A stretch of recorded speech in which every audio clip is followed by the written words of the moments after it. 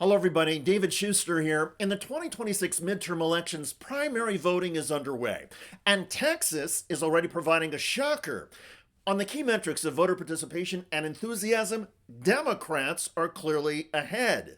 Okay, share of Texas midterm primary ballots at this point in the cycle cast in Democratic primaries or Republican primaries. In 2022, the last midterm, overwhelmingly, the votes were being cast in Republican primaries, 62%. But look at what's going on now in the 2026 cycle. More votes are being cast on the Democratic side. What a shift from where we were 4 years ago at this point. More people in Texas picking up the Democratic ballot. There are two high-profile Senate primary battles in Texas. Republican incumbent John Cornyn is facing a challenge from former state attorney general Ken Paxton. The Democratic Senate race is between House member Jasmine Crockett and Texas State Representative James Tallarico. So there is something happening in Texas. It's our job to harness that energy, to channel that backlash into a win at the ballot box. We have a moral imperative to win this race in November, because if we don't win, we can't help people. Democrats are outvoting Republicans right now in Texas. So is it a matter of us having to cross over and go grab them? Math that math. That's right. It is about making sure that the base is energized. While Crockett and Tallarico have generally been complimentary about each other, the Republican primary has been nasty. Ken Paxton went through a divorce after an alleged affair, and Senator John Cornyn has been opening fire on that and at campaign ethics investigations of Paxton. Taxpayers know they can't trust Ken Paxton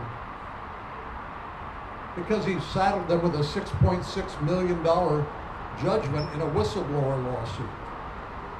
His own senior staff, who he selected, can't trust him because they had to go to the FBI and turn him in for interfering in a federal investigation of one of his campaign donors, for which he got impeached.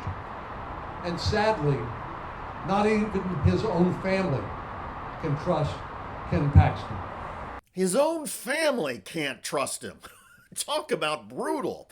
Part of the John Cornyn message about Paxton has been about November electability. Cornyn says that with all of Paxton's baggage, Republicans stand a greater chance of losing the seat if Paxton is the GOP nominee. But Cornyn's pragmatic, strategic argument doesn't appear to be working, because according to the polls, the GOP Senate primary, like the Democratic Senate primary, appears to be even. And with the primary races close, the drama and excitement keeps building, especially among Democratic voters. The last time more Democrats than Republicans voted in a Texas primary election was 24 years ago. You have to go all the way back to 2002. So this could break an over 20-year stretch, my goodness gracious, whereby more people are actually voting on the Democratic side. And I will note, it really hasn't even been close since 2002. Overwhelmingly more people have been voting on the Republican side in Texas. And this year so far, more people are voting on the Democratic side. Now, the votes are not just for the Senate primary races. There was a primary election in Texas for Attorney General, and more than half of the 38 congressional districts are featuring competitive primary races in both parties.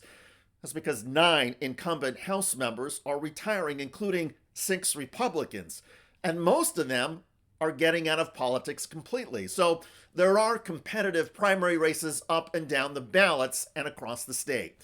It's a similar story in other state primary elections. And voting turnout nationally in a primary has almost always been an accurate predictor of which party takes control of the U.S. House. Which party voted more in primaries, Democrats or Republicans, and then went on to win the House? Look at this.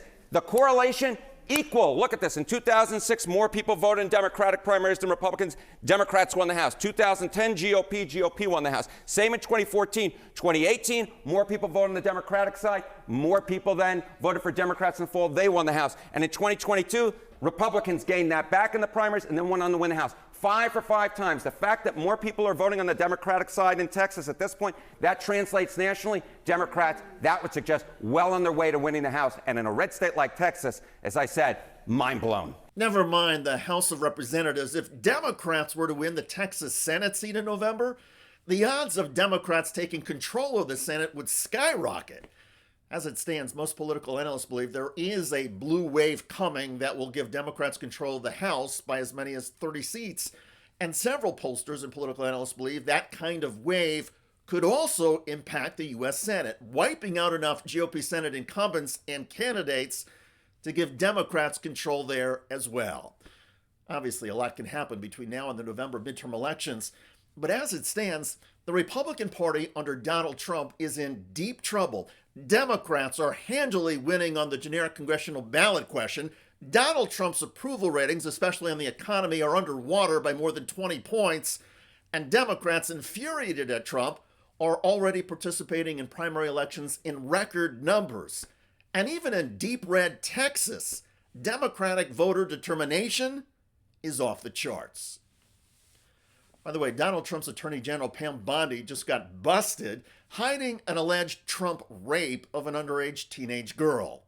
Headline, DOJ hides Trump-related Epstein files. Headline, Epstein files, NPR finds 53 missing Trump pages. The DOJ has no explanation.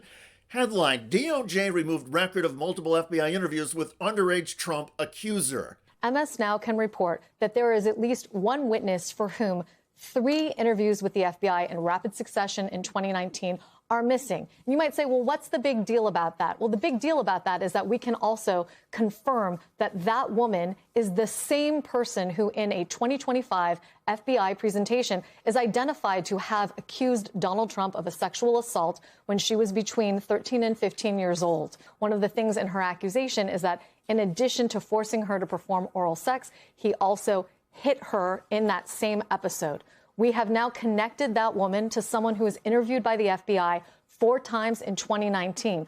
Of those 4 interview memoranda, which are listed in this index that I'm holding up right here, only one of them can be seen. And in that interview, the accusations against Trump are not present. We have a survivor that made serious allegations against the president. Clearly, the FBI participated in some interviews and discussions with this survivor. When looking at the DOJ documents, there is a manifest or a list of documents and interviews that this survivor participated in and that should be made available to the Congress as part of the document file search. Some of those documents and interviews we've had access to, but there's a series of documents and what appears to be possible interviews that the FBI conducted with the survivor that are actually missing, that we don't have access to. Check out that video at the link below. It generated a lot of comments on YouTube. One of the most popular is from Thrill, who writes, if you are not guilty of any crime or wrongdoing, why are you hiding documents? What are you running from? Well said. I look forward to reading your comments about the Democratic political tsunami that is now forming, of all places, in Texas. I'm David Shuster. Thanks for joining us.